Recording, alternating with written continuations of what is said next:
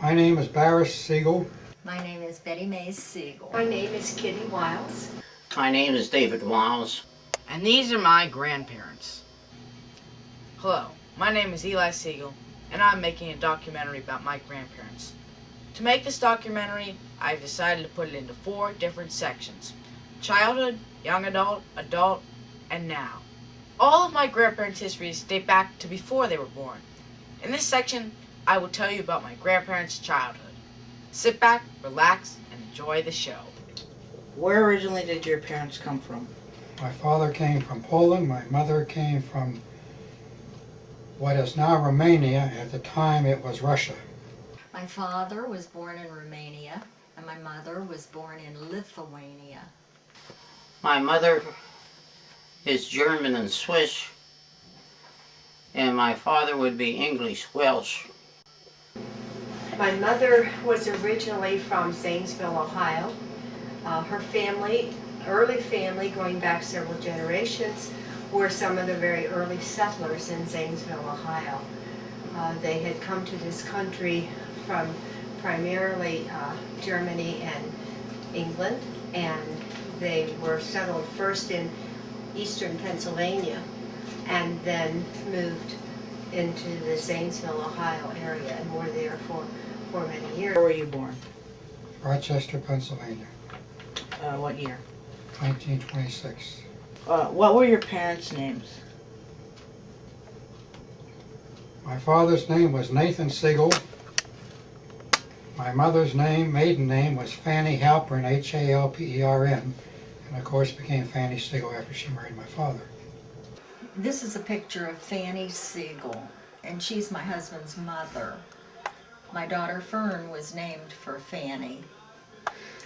And this is a picture of Nathan Siegel, my husband's father, and my son Neil was named for him. Where were you born? I was born in Pittsburgh, Pennsylvania, What year? 1928.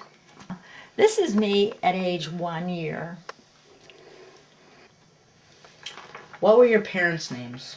My father was Stanley Martin Swartz, and my mother was Bella Nevins Swartz. Where were you born?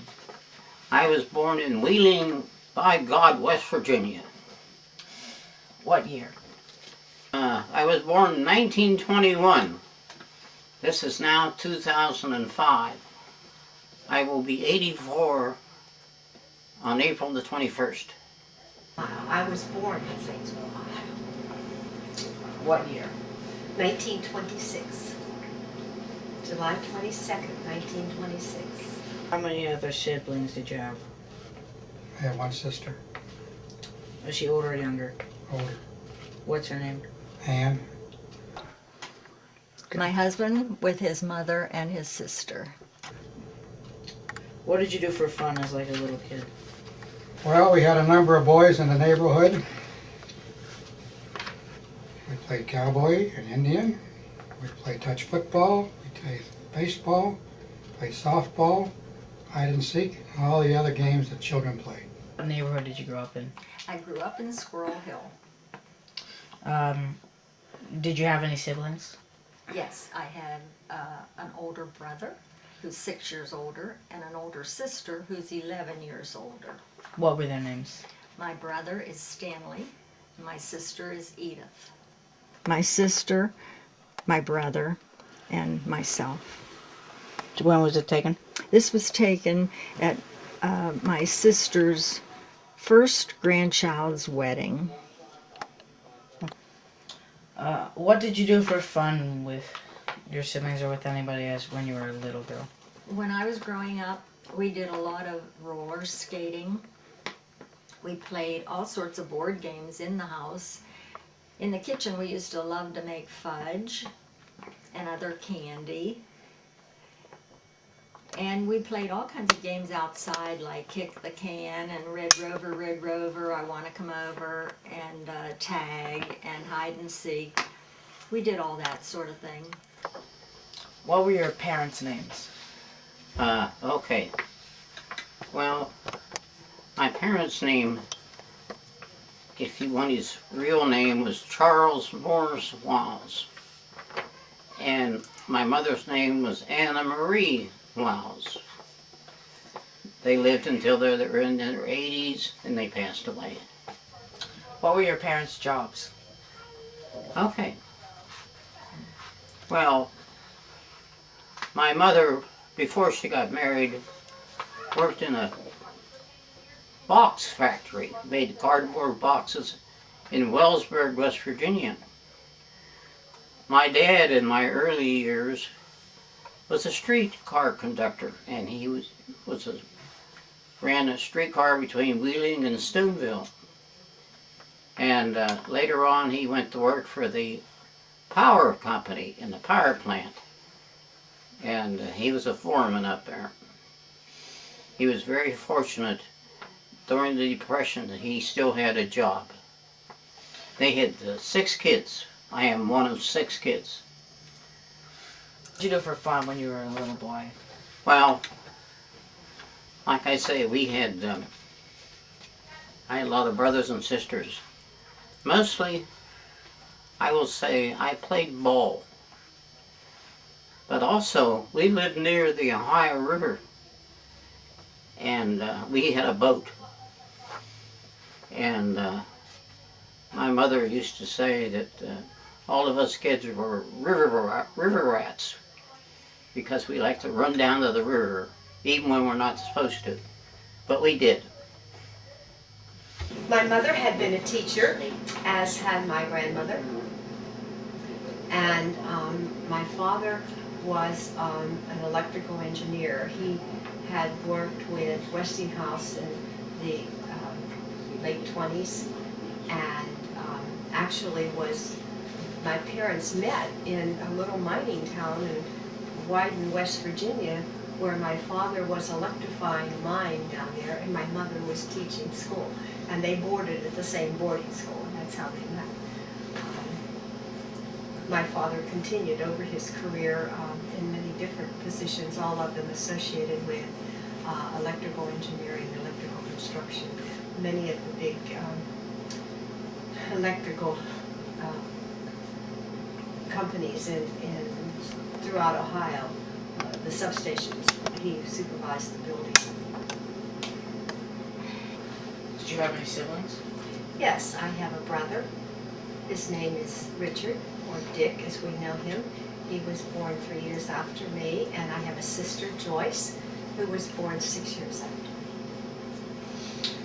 So what did you do for fun as a kid?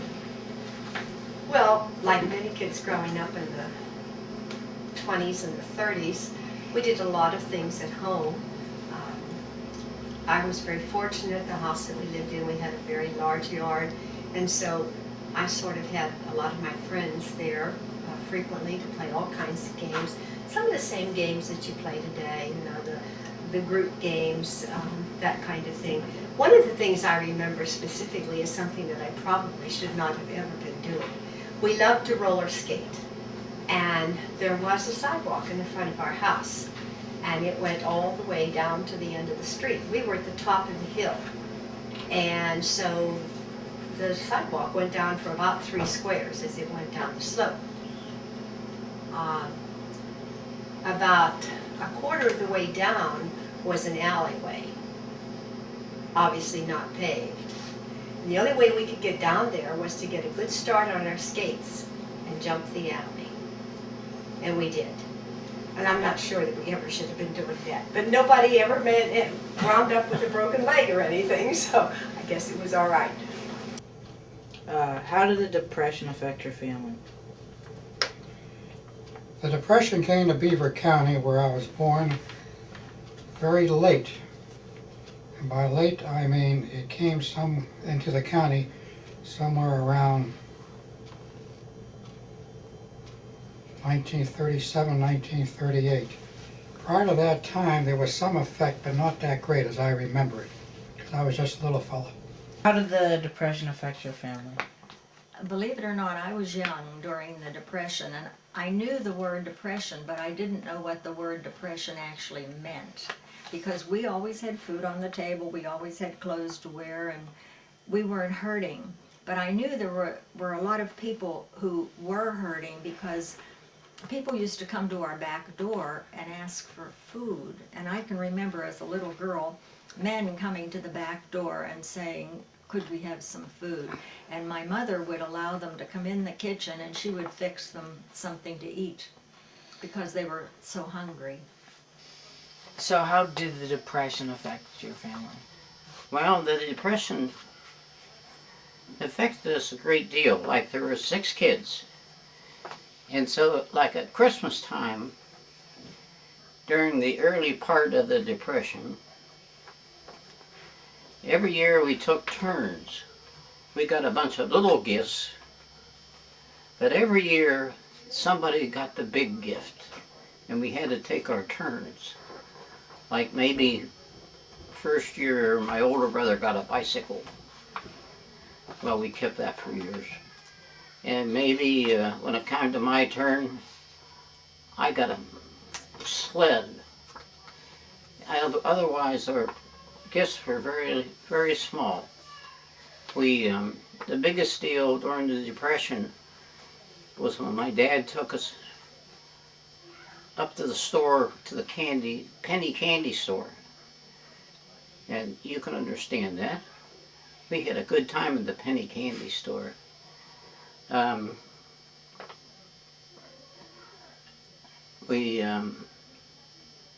Only one person in my family went to college, and that was my sister, your Aunt Esther. How did the Depression affect your family? We were very fortunate because my father at the time was working for the Ohio Power Company in Zanesville, Ohio, and of course it was a utility and it didn't necessarily lay people off. And we had our home. They had bought the home prior to the Depression, and so they had traveled quite a bit throughout Ohio when they were first married, and even after I was first born. But then they decided to settle in Zanesville as I was approaching school age, and my dad went with the Ohio Power Company. And so, while we were never real affluent, we certainly did not suffer during the Depression at all. My father always had a job. We always had what we needed to live very comfortably. What were your parents' jobs? My father owned a confectionery store, which my mother worked in. He sold sporting goods, tobacco, magazines, watches, a number of items. And what was your first school that you went to? Penny Street. Mm. I was on Penny Street, by the way. What was your first teacher? My first teacher was Miss Gephart, G-E-P-H-A-R-T. My second teacher was Miss Hervey, and my third teacher was Miss Causer. So how long were you in that school? I was in that school for the first, second, and third grades. I went to Adams Street for 4th, 5th, and 6th, and I came back to what was considered junior high for 7th, 8th, and 9th at Penny Street, Where did you go to high school? Rochester. So what did you do for fun as an older child? Well, that was a little difficult for me.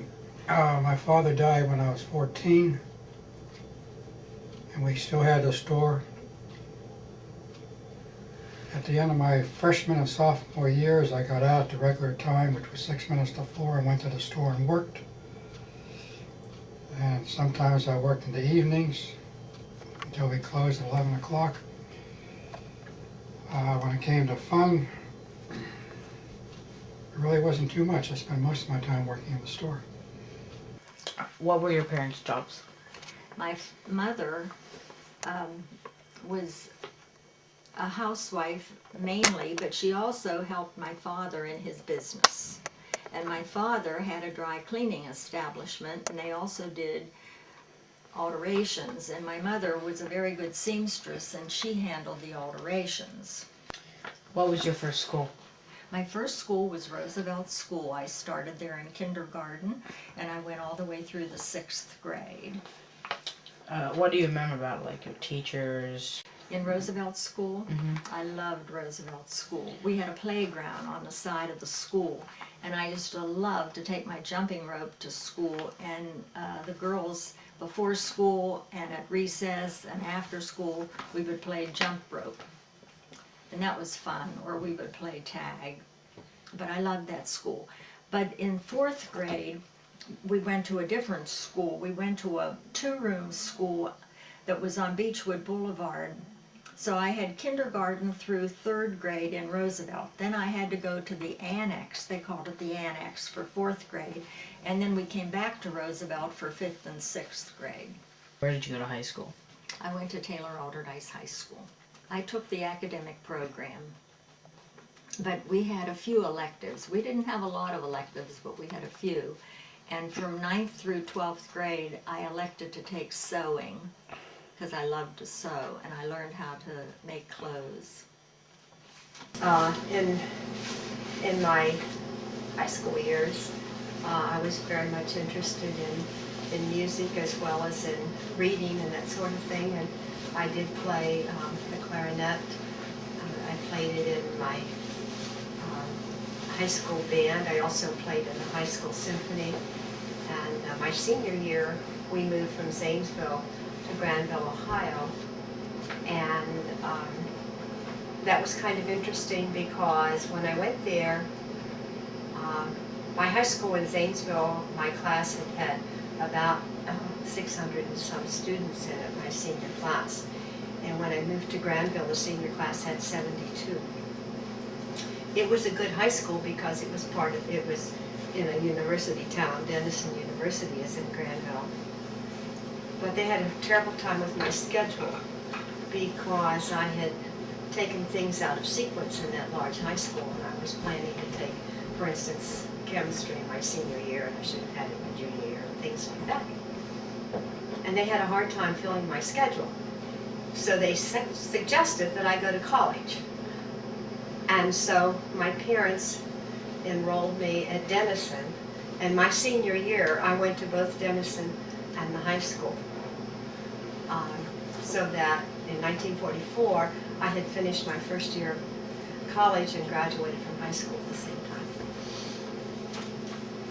What subjects did you take in high school?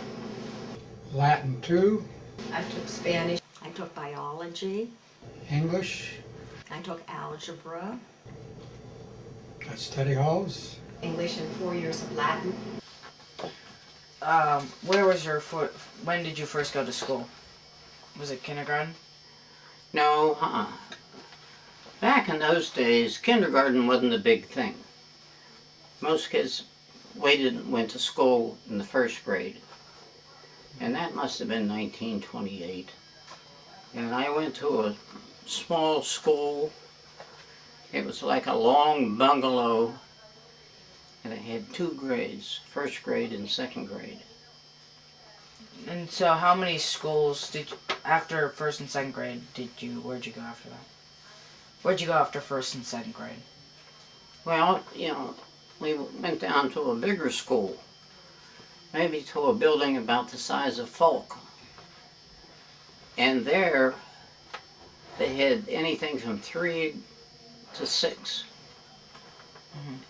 And so after the 6th grade, we went to junior high school in Warwood, and we stayed there the whole 7th and 8th, 9th, 10th, 11th, 12th.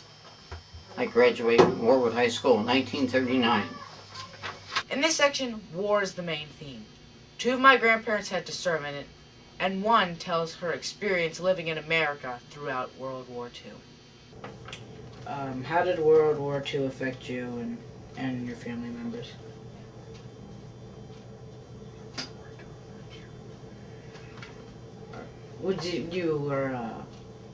I was in the military service. I was sent I had basic training in Mississippi. I then went to radio school in Sioux Falls, South Dakota, and they transferred our group down to Scottsville, Illinois, which is outside of St. Louis. I had credit for 25 words a minute, which is very high. I had fortunate enough to learn very well. all 7 radios that were on a B-17, which I flew, which I was a radio operator in. And went overseas in Southwest Pacific. I was drafted in the Army in 1942, the first year after Pearl Harbor. Well, when I went in the service, it just so happened that I was inducted into Fort Thomas, Kentucky, and I was there 2 days. And they called out my name and they said, okay, you're going to California. When I got there, and we went to this fort, and over the top of the fort, it said, Port of Embarkation. I thought, oh, this doesn't sound too good, because that means it was a port for sending soldiers overseas. So I was in California. So they assigned me to the 40th Infantry Division, but I didn't know what my job was. And they said, we're shipping everybody out next week. Well, I didn't think that was too bad to go to Hawaii. We got over there, and they said, you're assigned to 40th Infantry Division, and you're going to be assigned to what they call G3, Division Headquarters. Now, a division at that time was about 30,000 men. And so I was being assigned to headquarters. I thought, oh, this is a big deal. You know, because I'd only been in the service a couple of weeks. And so while I was there in Hawaii, because I hadn't had basic training, they gave everybody in our division what they called ranger training, which is learning to fight in the jungles. Well, we were there in Hawaii about a year, and I found out real quick that our division was training to relieve the Marines on an island called Guadalcanal, where the Marines had been fighting the Japanese for about 6 months. And they were tired, and they needed to be relieved. We were there about a year, and then they said, well, this division has now had experience fighting, and we will now send them off to the island of New Britain, which is further in the South Pacific, just north of Australia. Well, we were there about a year, and then I found out, well, this division's been pretty good, and that they're going to go and invade the Philippine Islands, which is again further off in the South Pacific. And it was going to be a big operation. And I know when I was on the naval convoy steaming towards the Philippines, you were really impressed if you went out on deck and looked around and you saw all the ships, battleships, cruisers, aircraft carriers, troop ships. It made you feel very proud to be part of the United States. And all I could think of was, boy, those people are in real trouble when we land. So we landed on the Philippines, on the first island, which is called Luzon. And I was in the first wave, and you know what the first wave is. You get in a small craft, they put about 60 soldiers in there, and it steams towards the beach. And when the ship hits the beach, the gate comes down, and you better run out of there fast because somebody's shooting at you. It's also very interesting. In the movies, you see that gate coming down and people coming out of that ship and just wading ashore. Our landing craft must have hit a reef or something, because we stopped and we come out of that boat and the water is about 6 feet deep. Come rushing out of there, you know, expecting to be on the ground. Instead, you went out right in the water, holding up your rifle, and you had a big pack on. This kind of helped keep you up in the water. In the Philippines, we invaded 4 different islands, and I was very fortunate that I was never killed or anything. You know, I did lose some good buddies, but we were there about another year, and they pulled our division out and they said, okay, now we got another mission for you to do.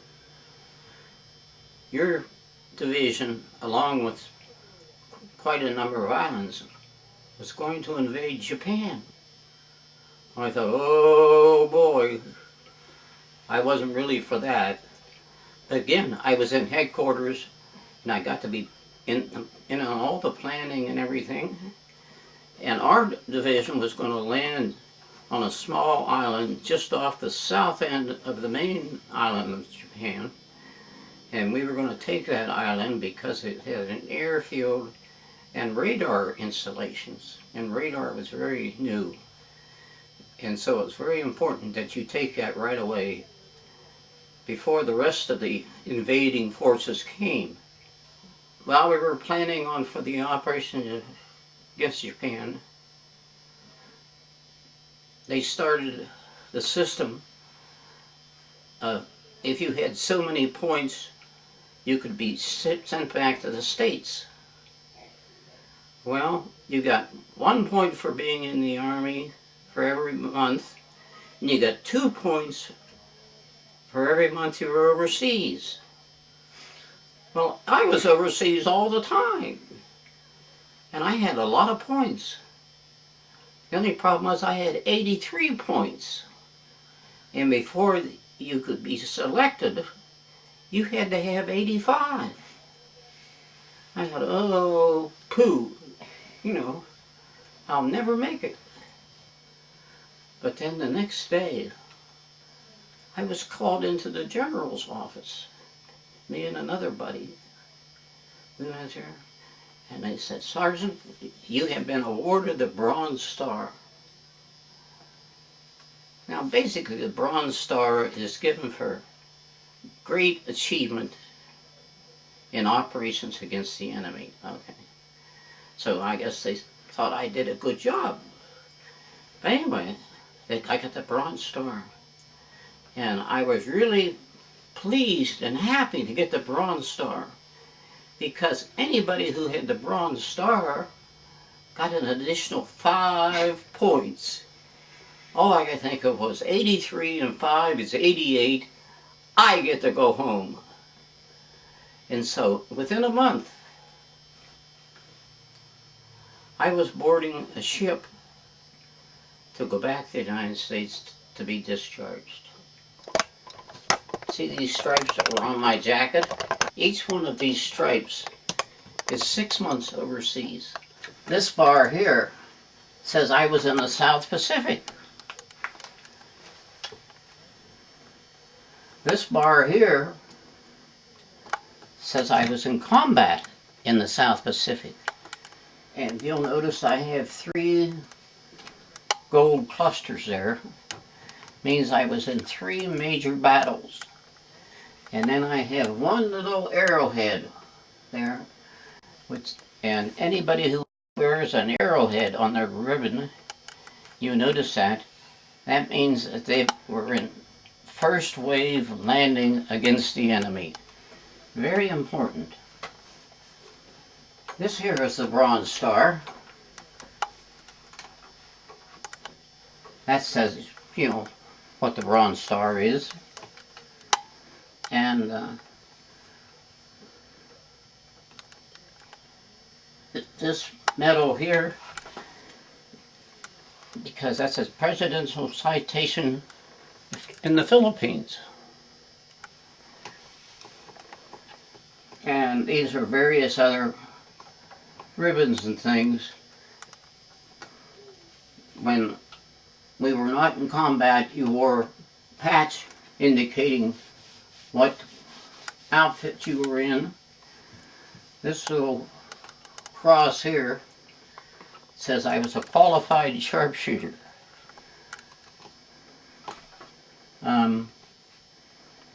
You know what the dog tags are and everything. How did World War II affect you or your family? It did. It was very interesting. First of all, that's why we ended up in Granville, because my father was in York helping to build a new Alcoa the aluminum company, and we moved from Zanesville to Granville for that reason. But one of the things that stands out in my mind during World War II is the rationing. We had rationing for shoes. I remember when I went into the School of Nursing, I had to have new shoes, of course, regular nursing shoes. And that was a big concern in my family, because I had already used my shoe ration, and several other people in the family had used their shoe rations, and we had to come up with a ration for a pair of shoes. And finally, through some manipulation with this family member and that one, I managed to get something so I could get shoes to go into nursing. During that time of rationing, and during the time I was a senior in high school, my mother was in a very severe accident. She was hit by a car and was in a hospital for almost 6 months during my senior year. And so therefore, in that period, it was very difficult to get somebody to come in and help at the house. And my dad was unable to get any household help during that period of time, so much of the responsibility fell on the shoulders of my sister and brother and I. And I can remember going up to the local meat market in Granville at the time. It was a typical little village, and we had our own meat market, and we had a grocery store. And I would go into the meat market and say to Mr. Huffman, who owned it, Mr. Huffman, I never asked him how much things were. I would say, I have this many red stamps. What can I get for dinner tonight? And he would tell me what my ration stamps would let me get so that I could take it home and prepare it for dinner.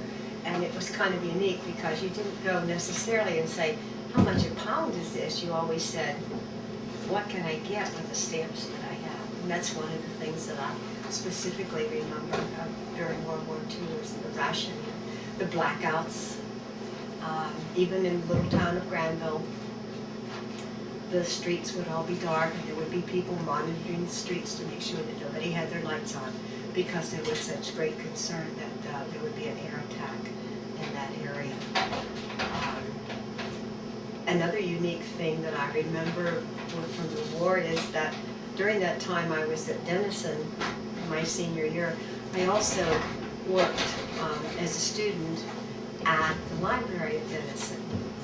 And it was pretty well known throughout the college community, but not a lot in the community, and certainly not particularly throughout the country until after the war was over. But during that time, the Declaration of Independence was stored at the library at Denison, because they moved all of those very important papers out of Washington, D.C. And we had the Declaration of Independence in our library. Obviously not on display, and obviously not readily available to anybody, but it was there. After the war, my grandparents had to go to college. They had to find some job. And they also had to meet each other and get married. Did you go to college? I attended Geneva College. I attended University of Pittsburgh. I did not graduate from college, but there was a program at the time that if you had 90 in the military service for a minimum of 1 year, which I covered, You had 90 college credits and I had 96. And if the law schools liked your grades, they took you. And that's what happened to me. I had more than minimum 1 year. I had 96 college credits as compared to the 90. And they liked my grades, and I went in. I graduated from Dickinson School of Law. I do not have a college degree. Where did you go to law school? Dickinson in Carlisle, PA. What was your first job after law school? Where's your first Being an law attorney job? in Rochester. And I spent 43 years practicing law in Rochester, and then I retired. Why did you pick to be a lawyer? That's quite a story. Short, I didn't pick it. When I came back from the service, we went for a ride. I was driving, and a friend of mine by the name of Ricky Reeder, who became a doctor, unfortunately has passed away. My mother and sister were sitting in the back seat. And someone said, "What are you going to do now?" And I said, "I guess I'll go to work for the federal government." Someone said, "Why don't you go to law school?" I said, "Fine, I'll go to law school." And that's how I became a lawyer. This is my husband's graduation from law school, and here he is, the very first row, number 1. Those are all his diplomas. So where did you go to college? I went to the University of Pittsburgh. What subjects did you take in college? I took a major in education, and I majored in secondary education with history and English and social studies, almost equally. I almost had an equal amount of credits in all 3. This is my graduation from college diploma. What did you do after college? After college, I taught school, and I taught for 5 years in the city of Pittsburgh.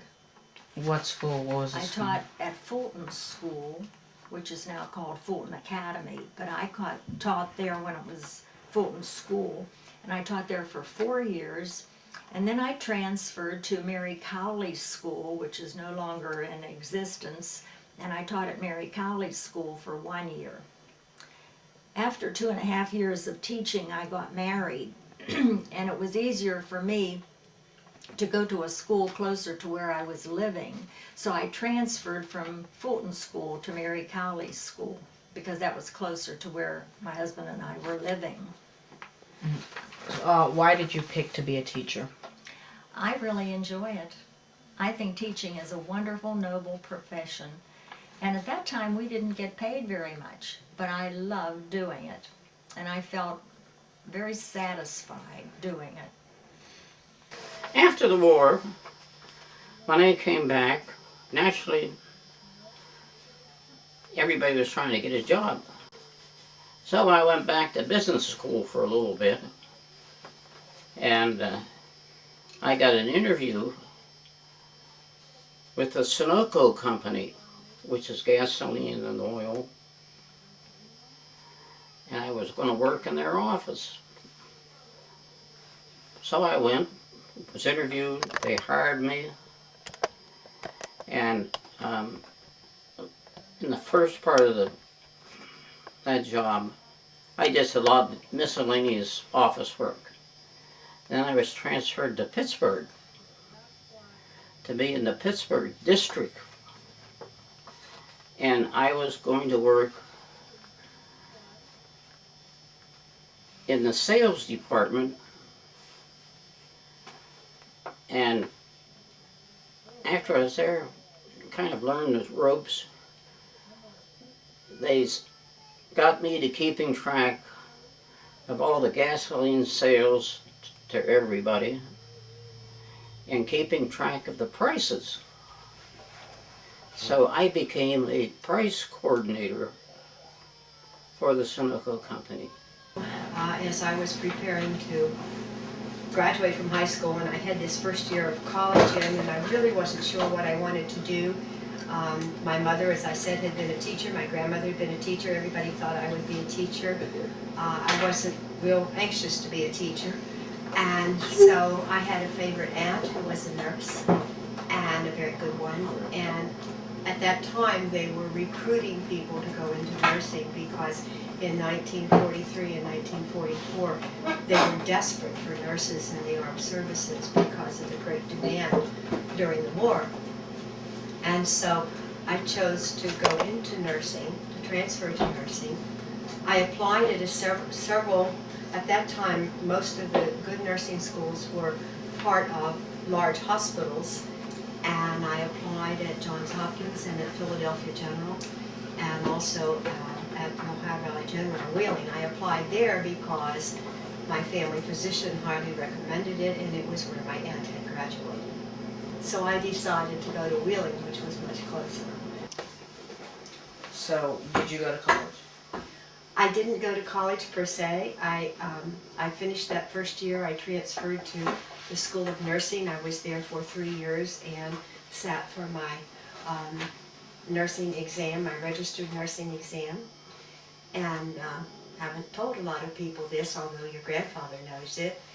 When I took that registered nurse exam in West Virginia, I led the state in the results that came back. And it was kind of unique to pick up the newspaper. Before they had ever told us, they released it to the newspaper, which was very sad for some of my friends who did not do well on the exam. But I picked up the paper and there was the little headline on the article, Catherine Wiles leads West Virginia. Catherine Bennett leads West Virginia. I was shocked. So, where was your first job? Like your first? The very first job that I had when I graduated from the hospital, they always ask the 2 top people in the class if they would be interested in helping as assistants. One is an assistant in the science department for the School of Nursing and one in the nursing arts department. And I was offered the position as assistants in the nursing arts department. Where and when did you meet your husband? We met in college. I was 19, he was 21. And we were in the school cafeteria, and I was sitting there, and he came over and sat down and started talking to me. I didn't know him, he didn't know me, but he just started talking. Where were you married? I was married in 1953, March 12th, 1953, in Rochester, PA, at the synagogue in Rochester. Where did you meet your husband?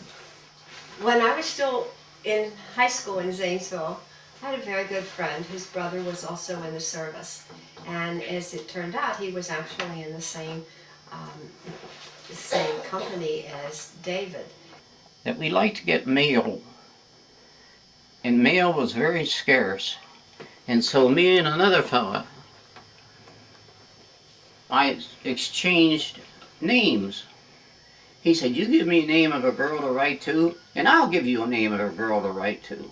And I guess they were bemoaning the fact they were not getting much mail, and Dawn said to him, I know a girl whose name I will give you.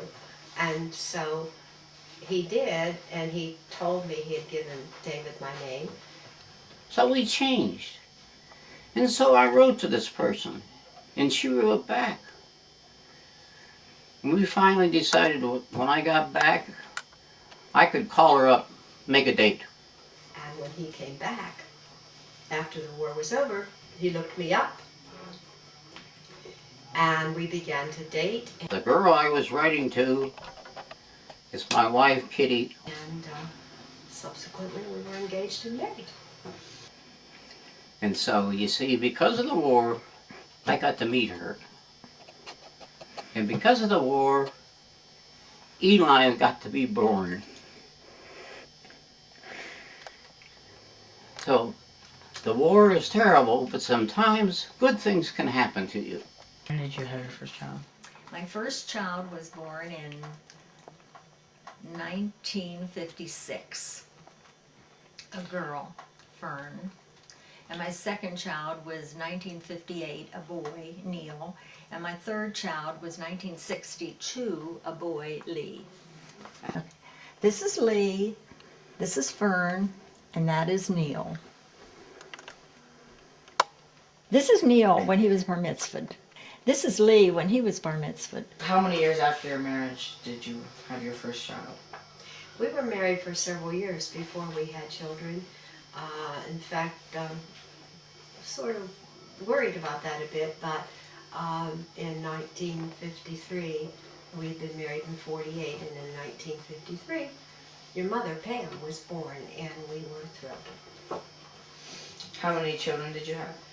We had two, your mother, Pam, and then in 1960, her brother, Terry, came along, and so we had two children.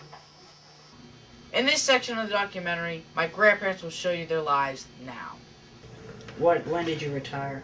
I retired 10 years ago. I was 70. When did you retire from working? I retired in I believe it was 1982. So I've been retired almost 23 years. So I have been busy doing a lot of things, most of which you know. I do a lot of volunteer work. I usher at the Benedum Theater downtown. Also the Byam Theater. And I do a lot of work for the Historical Society. And I'm also involved in the schools. You know that. I go to the schools, and the schools like for me to read to the elementary school kids, and hoping that it will get them to read more. And I've done that for a long time. I've done that for about 12 years. And as you can see, I have a plaque here. You know, that I got from the school. And it said, Plumboro Education Association, Friend of Education. Of course I'm a friend of education. I'm certainly not an enemy. You know, so all these things keep me busy in my life. When did you retire from nursing? That's kind of a hard question to answer because as I completed my School of Nursing, and I did that assistant in the Nursing Arts Department, I moved on to assistant head nurse and head nurse. I also taught for a while, and right after we were married, in the School of Nursing in the Medical Surgical Department. I taught eye, ear, nose, and throat. At that point, I decided that I was just spending a tremendous amount of time in preparation, a lot of responsibility, and I decided I was going to sort of make a change.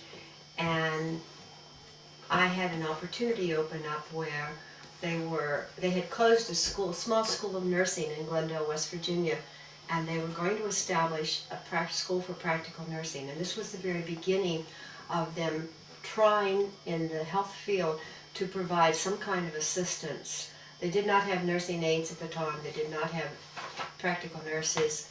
They didn't have anyone other than the doctor and the nurse.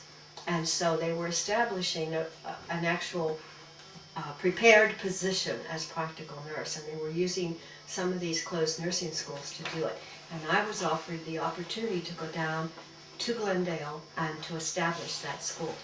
And I did, and it was a one-year program with a regular licensing degree, and I did see it through till it was one of the first nationally accredited schools of practical nursing. Shortly thereafter, when I became pregnant for Pam, I did resign, and I did not work for a while, and then I got a call from my original hospital, and they were going to establish, at the time, a department for volunteer services. And again, the hospitals had not used volunteers prior to that time. I had an opportunity to go to New York and study at New York Hospital with a person who had been a leader in establishing those programs. And I was asked to establish a program like that at Ohio Valley General Hospital, and I did. And I worked there until Terry was born, and at that time I retired. I've retired more times than anybody I know, and did not work again until after we had moved to Pittsburgh. And I went back to work in 1971, and I went to work at Citizens General Hospital in New Kensington, again to establish their volunteer program. What do you do now? Well, what do I do now? I enjoy my grandchildren, and I enjoy my retirement, except I don't really stay retired. Just about a year ago, I had an offer from our local library to see if I would help them at their circulation desk and learn the computer system for Carnegie Library, and it sounded like something interesting to do, so I spend 15 hours a week there. After looking into the lives of my grandparents, I can see that none of their stories are the same. Each one has different surprises and different disappointments. After interviewing my grandmother, we had time to look at her father's old adding machine. These adding machines go back to about 1900, and that's long before calculators. And they only go to the thousands. You can't go beyond 999,000. And what you do is you press the button, the number of buttons you need, and then you pull the lever, and that records it. And then you can also see down here what the amount is. That's like a sub amount. And then when you want to total it, you press the red, and then you total it, and it comes out in red. The black is your numbers, and then the red is your total. And this adding machine was my father's adding machine, and he bought it in 1922. And he died in 1965. And after his death, my mother gave it to me. And I've had it since 1965. And I love this machine. It's just wonderful. It's big, it's heavy, and it's not automatic, but I still love it because it was my father's.